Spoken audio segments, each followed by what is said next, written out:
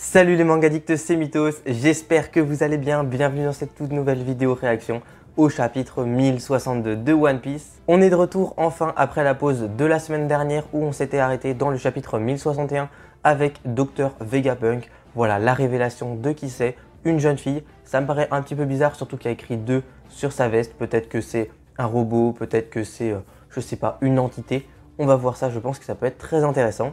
Comme d'habitude, si vous aimez ce genre de vidéo, bah voilà, n'hésitez pas à vous abonner en activant les notifications et en mettant un petit like. Vous pouvez aussi me rejoindre sur mes différents réseaux sociaux. Récemment, j'ai sorti 2 très grosses vidéos, je pense qu'elles peuvent vous plaire. Tout d'abord, une vidéo Hunter x Hunter, pourquoi je n'aime pas l'arc Chimera Ant. Voilà, c'est une vidéo qui fait débat, n'hésitez pas à donner votre avis dans les commentaires et puis à regarder la vidéo pour avoir un petit peu mon avis global.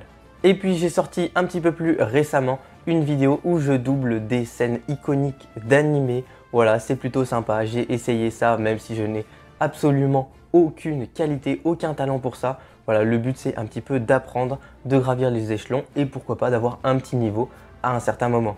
En tout cas, on a une vidéo analyse et une vidéo divertissement. Il y a plein d'autres choses comme ça qui vont arriver très prochainement. En plus, là récemment, je poste des vidéos sur les shorts, donc sur YouTube. Voilà, j'en poste pas mal, j'essaie d'en poster un par jour pour voir un petit peu ce que ça fait. Donc n'hésitez pas à aller les regarder, il y a des trucs plutôt cool. Et je sais pas si vous avez remarqué, mais il y a une nouvelle bannière pour la chaîne YouTube. Donc n'hésitez pas à aller checker le profil. Voilà, vous voyez tout en haut la nouvelle bannière faite par Agraphiste. Donc on le remercie beaucoup, son Twitter est bien entendu dans la description. On est parti pour la lecture du chapitre 1062 de One Piece, une aventure au pays de la science. Je suppose qu'on va apprendre des trucs très cool. Évidemment, on n'hésite pas à soutenir l'œuvre en achetant les tomes en physique et en lisant sur Manga Plus et sur Glénat Manga Max. La Fraude Odyssée du Germa 66 volume 20, c'est très long, c'est très long. On est bientôt à la fin je pense. Pendant ce temps, à Chocolate Town, sur l'île Cacao. Ok, mais c'est de la glace. Est-ce qu'on a Aokiji? Non, ça serait incroyable qu'on ait Aokiji qui vienne du coup sur l'île de Big Mom. Franchement, ça serait trop bien. Vegapunk, le fameux génie. Oh, je vous en prie. Ok.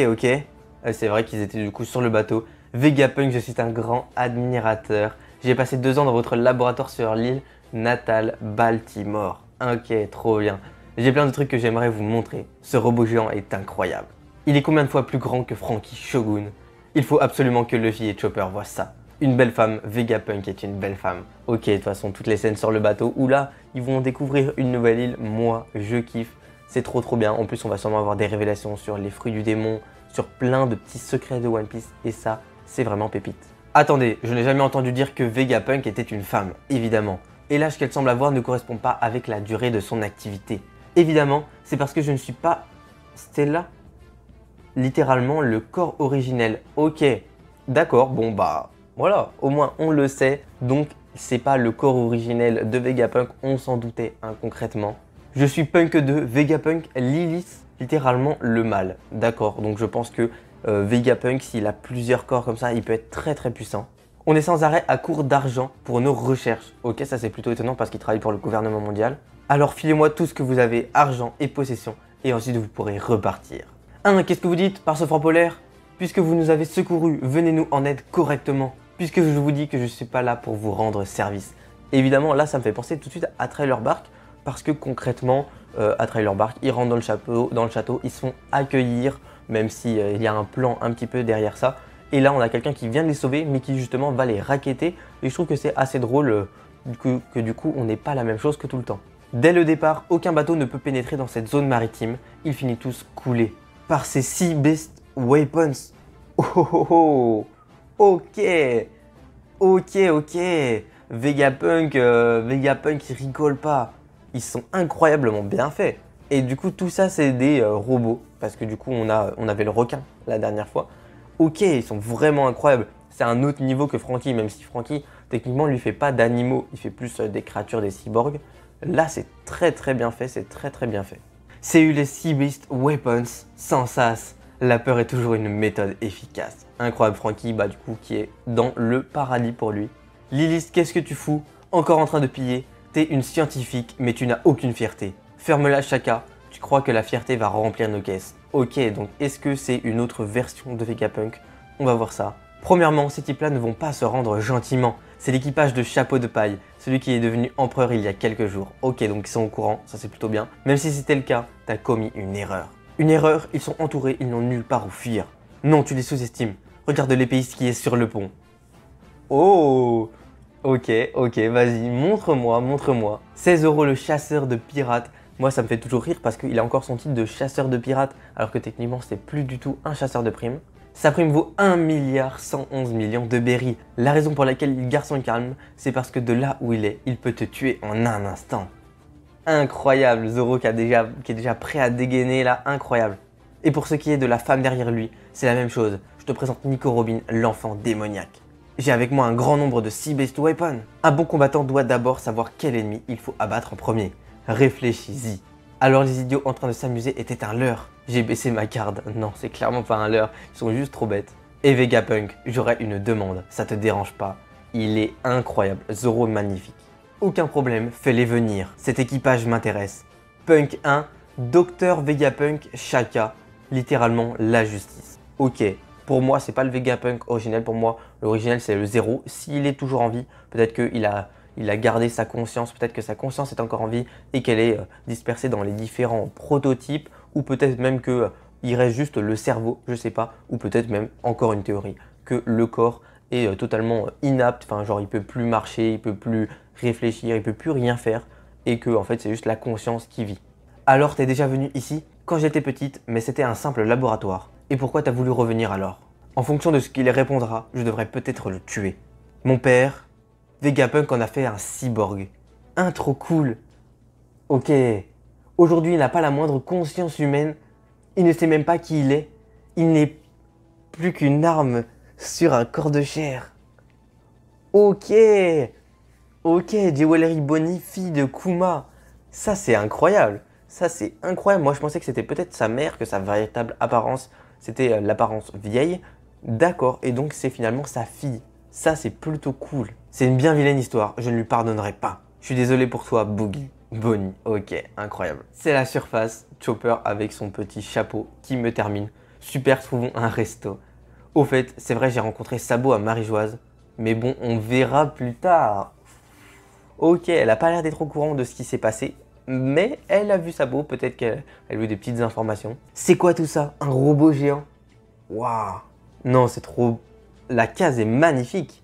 La case est magnifique. Et un monstre de l'espace, il y a plein de trucs qui volent. Trop bien, c'est vraiment... T'as l'impression d'être à Disneyland. Oh, c'est trop cool. Vraiment, là, le côté futuriste dans One Piece, on n'a jamais eu ça. Et là, c'est vraiment très bien. Qu'est-ce qui se passe ici? Je vais faire un tour. Et je te rappelle qu'on a des intrus. T'as oublié Gomu Gomuno. Fais attention à toi, Luffy. Roquette, incroyable. Luffy s'est fait bouffer. Ah là là. Non, ça c'est du classique. Du classique, découverte d'un nouvel arc, d'une nouvelle île. Voilà, ça fait toujours très plaisir. Ok, du coup, il ressort par derrière là. Ok, ça va. Je croyais avoir été... Oh, une viande glace avec des cookies, des fruits et plein de chantilly. Ok, donc voilà, les trois, c'est des morphales. Bonnie, qui est une morphale, on l'avait déjà vu à plusieurs reprises en train de manger. Et je crois que c'est lié peut-être à son pouvoir. Attendez les gars, c'est impossible que la nourriture soit posée là comme ça, c'est un piège. Hein? On passe à travers, c'est là mais on peut pas le toucher. Ça me donne encore plus faim. Peut-être que c'est un hologramme. Bah ça doit être ça hein. On est mort sans s'en rendre compte ou quoi? On n'est pas des fantômes. Cette glace c'est sûrement un hologramme. J'en avais jamais vu avant. Ok. Mais c'est quoi ce truc, ça me fout en rogne? Oh, Luffy est trop stylé. On dirait qu'il est en Gear 5. Concrètement, on dirait qu'il est en Gear 5. Mais que juste il a les cheveux noirs. Des images lumineuses en 3 dimensions. C'est juste des trucs inventés. Des images. Ok. Ce monstre de l'espace, c'est pour ça que je suis passé à travers. C'est sûrement pareil pour ce robot géant. C'est impossible de vraiment construire un truc pareil. Dites, c'est quoi ça? Il y a des photos de plats et de boutons. Laisse tomber, tout est faux sur cette île. Ok, je viens de le remarquer, mais la mer environnante était d'un froid polaire. Alors qu'ici, c'est les tropiques, même si on est sur une île hivernale. Ok. Les cheveux, ça fait penser à Uta, même si on sait que Uta est plus ou moins canon. Est-ce que c'est un géant de Punk Hazard, enfin un bébé géant de Punk Hazard? Est-ce que du coup c'est un bébé que Vegapunk lui-même a modifié? Je sais pas. Grâce à la climatisation insulaire que j'ai fabriquée, d'accord, donc ça doit être un Vegapunk, un autre Vegapunk, la température de l'île même est contrôlée depuis le sol. Il est grand comme Kaido ce truc. Ouais, ok. Ok, ça nous donne un bon rapport de force, un bon rapport de taille en tout cas. Toi aussi t'es un hologramme. Tiens. Ok. Ok, le fille qui se mange une patate. Ok. Ok, la petite machine qui permet du coup de manger. Ça fait un petit peu de fast-food. Voilà, très bien. Un burger, une boisson et des frites. Mais qui a préparé tout ça? C'est du vrai. Incroyable. Ok, trop bien. Steak, omelette, riz. Porc pané, barba, papa, gâteau. Ok, trop bien. Je suis content qu'il vous plaise, mon cuisinier automatique. Tant qu'il dispose des ingrédients, il peut faire jusqu'à 500 sortes de plats en 1 minute. Pizza, pâtes, ok. Le mieux, c'est le mode invention du chef avec les restes. En tout cas, si on pouvait en fabriquer exactement selon les plans. Mais il n'y a pas assez de techniciens. Impossible de produire. Me faites pas rire, c'est pareil avec la climatisation insulaire. Contrôler la température de l'île entière permet d'observer la vie de toute créature. Et dire que si plus d'argent avait été investi, on pourrait contrôler la météo. Mais il n'y a ni assez de technologie, ni assez de financement dans ce monde. Ok, il a frappé... Non, il n'a pas frappé l'hologramme. Ok, c'est bizarre. Avec ses gants à pression radiative, la lumière n'est plus seulement visuelle. Au moment du contact, les gens considéreront ça comme de la matière.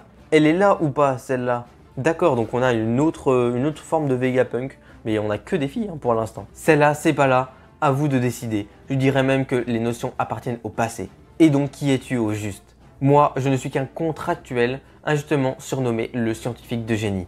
Le docteur Vegapunk. Ok, Vega 6. D'accord. Menteur, qu'est-ce qu'il raconte? T'es Vegapunk, je sais qui c'est. Kobe en a parlé. Ok. Nouveau monde, ok, gouvernement mondial, très intéressant. En d'autres termes, que faire? Écoute bien Lucci, Vegapunk est seul, mais c'est un tête génie qu'il est trop occupé, il n'a pas assez de temps. Il accepterait de l'aide de n'importe qui. Et c'est là qu'il s'est dit, et si je me divisais en 6? Ok, on en apprend un peu plus sur Vegapunk et en même temps on peut voir le CP0, ça c'est très bien. Autrement dit, ces 6 satellites là sont tous le docteur Vegapunk. D'accord, donc on a bien Punk 1, enfin Punk le numéro 1, qui n'est pas le véritable Vegapunk. Ok, donc on a la justice, le mal, perception, esprit, impulsivité et le désir. Ok, et c'est moi qui ne crois pas à tout ça, qui suis bizarre. C'est chiant les génies. Ok, trop bien. C'est trop bien de revoir Lucci là. Pour résumer, ce sale gamin... Mais quoi?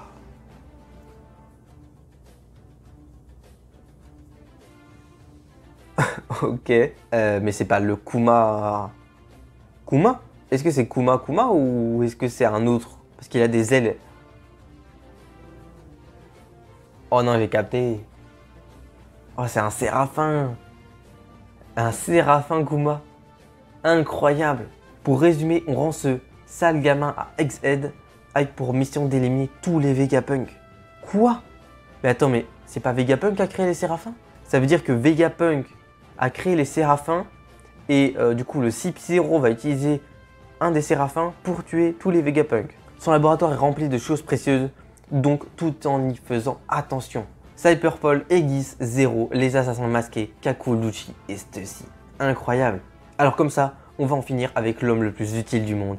Y aurait-il un rapport avec l'incident de Lulusia de l'autre jour? C'est une mauvaise idée de se poser la question, surtout pour toi qui as de bons instincts. Sérieux, ne nous implique pas là-dedans, Lucci. Ok, plutôt bon chapitre. Voilà, on a découvert cette petite île assez sympathique. Voilà, on a vu du coup plusieurs formes de Vegapunk. Donc on sait que techniquement Vegapunk ne ressemble pas à ça. Il a créé 6 corps différents. Je pense que c'est toutes des filles et que lui, c'est potentiellement un homme. L'île est vraiment cool avec du coup tout cet univers bien entendu futuriste avec les hologrammes, vraiment des machines pour faire à manger et tout. Je trouve que c'est plutôt intéressant. J'espère qu'il va y avoir pas mal de choses. Par contre, du coup, j'ai l'impression que sur cette île, il n'y a personne en termes d'habitants. Pour l'instant, on n'a pas vraiment vu de population. J'espère qu'il y en aura quand même. Vegapunk, il a quand même réussi à créer toute cette île qui est vraiment genre magnifique. Et genre les Sea Monsters qui sont vraiment très beaux. Ça montre vraiment que c'est un génie, même si on a l'impression qu'il se rabaisse un petit peu tout le temps. Il dit qu'il n'a pas d'argent alors que concrètement, il travaille pour la marine, pour le gouvernement mondial, il me semble. Et donc, il devrait avoir des ressources en illimité.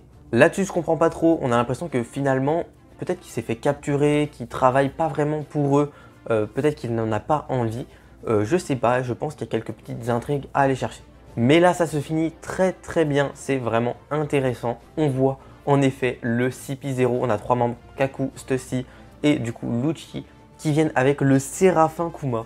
Ça, voilà, inattendu. Qui viennent avec le Séraphin Kuma. Ça se trouve, c'est le vrai Kuma, mais je pense pas. Et qui vont aller tuer Vegapunk. Pourquoi? On ne sait pas encore, mais ça peut être très très cool. Et on a surtout appris que Bonnie était la fille de Kuma. Voilà, moi ça je m'en doutais pas, je pensais que c'était plutôt sa mère. Et du coup, elle va voir le Séraphin Kuma qui va tuer Vegapunk. Mais elle a un problème avec Vegapunk. Voilà, je pense qu'il va y avoir un petit truc assez cool. Et on va potentiellement revoir Lucci et Kaku et du coup Stussy dans cet arc contre les Mugiwara. Et ça fait très plaisir. En tout cas, le chapitre était plutôt cool. J'espère que vous avez passé un bon moment. Dites-moi un peu votre avis sur le chapitre dans les commentaires. Un petit peu également vos théories. N'hésitez pas à mettre un like, à vous abonner en activant les notifications et également à me suivre sur mes réseaux sociaux où il y a plein de contenus très très cool qui arrivent. Sur ce, c'était Mythos qui fait la vie. Prenez bien soin de vous. Salut!